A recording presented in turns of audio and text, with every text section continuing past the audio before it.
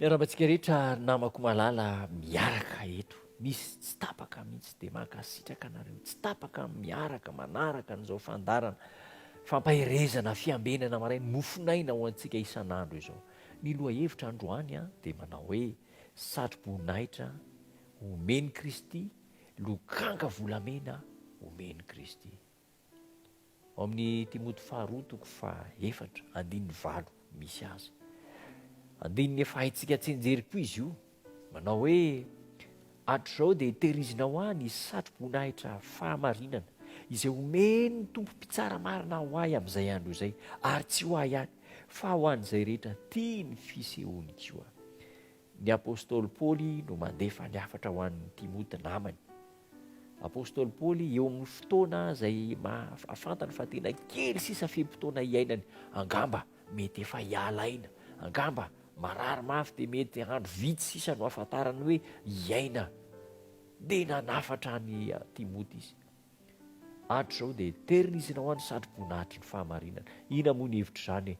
Mbola velona dia efa fantatra fa vovonjy, tsy miandry hoe ela be fa amin'ny fotoana havelomana eny fa na dia kely sisa aza dia efa fantatry ny apôstôly Paoly fa voavonjy izy.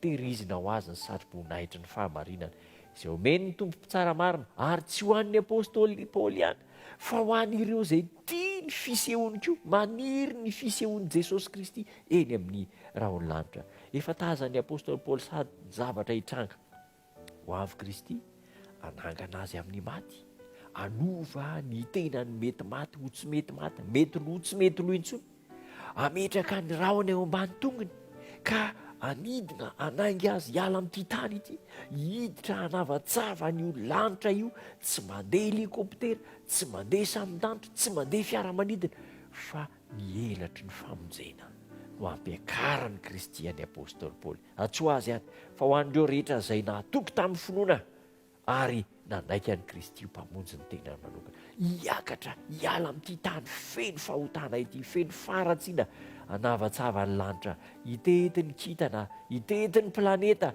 hitety ny masoandro sy ny volana, ho fifaliana amin'izay fotoana izay, manidina eny amin'ny lanitra. Efa miandry ery alavitra ery ilay vavahadin'ny lanitra, ilay Jerosalema vaovao. Misy vavahady 12 ary dia vao ety amin'ny tapany fisasany ity dia efa tazana manjelanjelatra izany lapan'ny lanitra izany. Andray antsika efa miandry ao ny anjely rehetra eo amin'ny vavahady ampiditra antsika ary anome anao ny satroboninahitry ny fahamarinana. Eo amin'ilay satroboninahitra misy kintana mamirapiratra, ny fanahy izay voavonjintsika.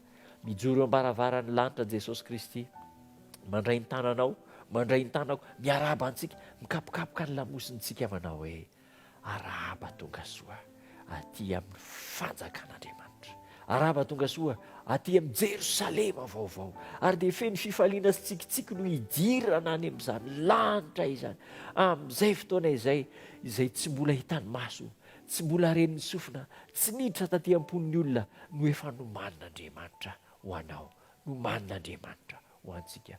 Manomboka ny fiainana mandrakizay, manomboka ny fiadanana mandrakizay. So ny ambaran'ny Apokalipsy toko 1:5 sy ny 6.